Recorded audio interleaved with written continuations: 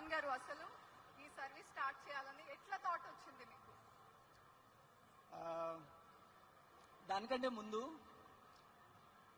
చాలా ఏళ్ళ కిందట, అంటే ఈ ఎలక్షన్స్ కి ముందు చాలా ఏళ్ళ కిందట ఒకసారి నేను మన గౌరవులైన శ్రీ చంద్రబాబు గారిని కలిసినప్పుడు ఆయన ఒక మాట చెప్పాడు. తను ఎప్పుడు ఆలోచించేది ఎప్పుడు తెలుగు వాళ్ళని ప్రపంచం మ్యాప్ మీద ఎలా పెట్టాలి అని. ఆ మాట విన్నప్పుడు ఈవెన్ ఐ థాట్,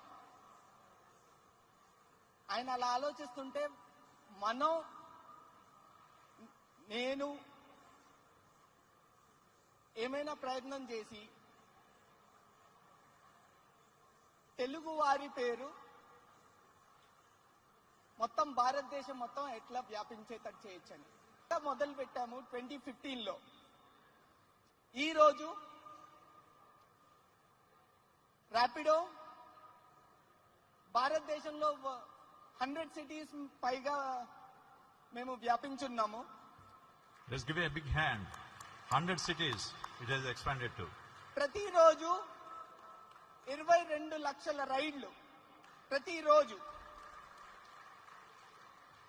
అందులో 30% అమ్మాయిలు వాడతారు.